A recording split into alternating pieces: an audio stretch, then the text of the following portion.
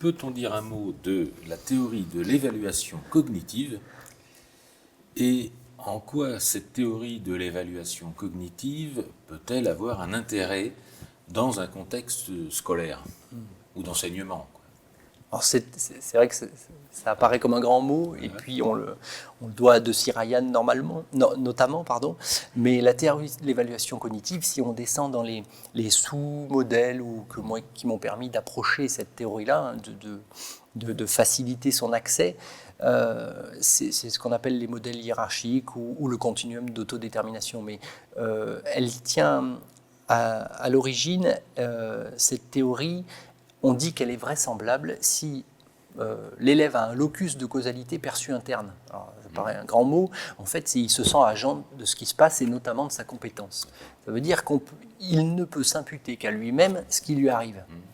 Et s'il peut l'imputer à l'enseignant, on est foutu parce qu'il va dire « Oh, c'est de la faute du prof, c'est pas de la mienne ». Alors que si l'élève se sent agent de sa compétence ou de sa liberté d'être là, ou pas là, et ben, du coup, on est sauvé. Il va du coup légitimiser tout ce qui se passe. Donc, la théorie de l'évaluation cognitive, on dit qu'elle devient vraisemblable quand on a un locus de causalité perçue interne, que l'élève pense être à l'origine de sa compétence, et que l'élève est informé de sa compétence. Alors, il faut articuler les deux dans la théorie de l'évaluation cognitive. Je vais prendre un exemple à l'atelier, il est en train de réparer sa machine. S'il y arrive, si la réparation fonctionne, ce n'est pas grâce au prof. C'est finalement grâce à l'enseignant. C'est finalement grâce à lui-même et à ce qu'il a réussi à construire.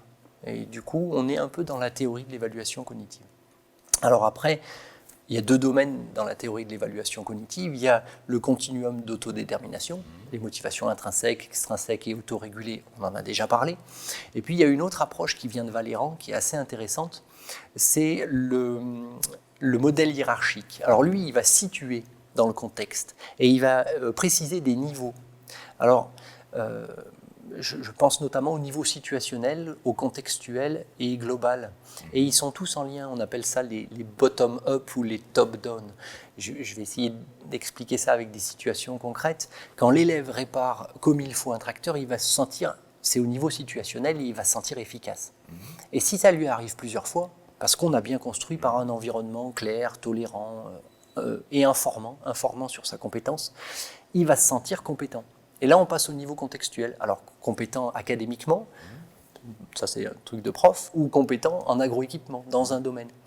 Et s'il se sent compétent souvent dans l'agroéquipement, ou s'il se sent compétent dans plusieurs domaines, mais il va finir au niveau global par avoir une estime de lui-même plutôt élevée, ou en tout cas suffisante.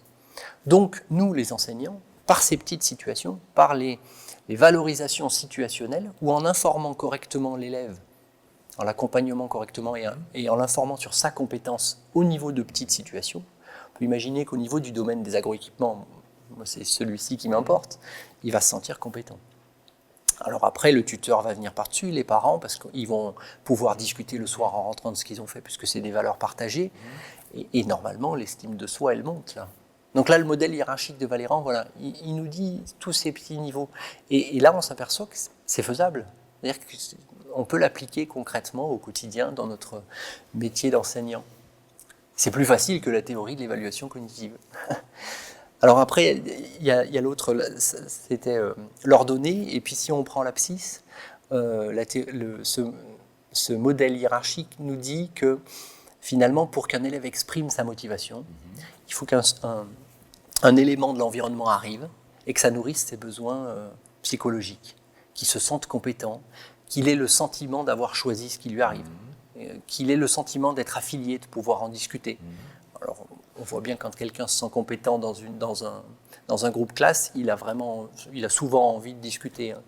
Et puis donc là, ça va permettre, ce sont des déterminants socio-cognitifs, ce sont des besoins psychologiques satisfaits, et selon le niveau de satisfaction de ces besoins, les chercheurs nous disent que l'élève va exprimer tel type de motivation ou tel type. Donc si on satisfait ces besoins, l'élève pourrait normalement exprimer de la motivation intrinsèque, la vraie motivation pour le plaisir et la passion.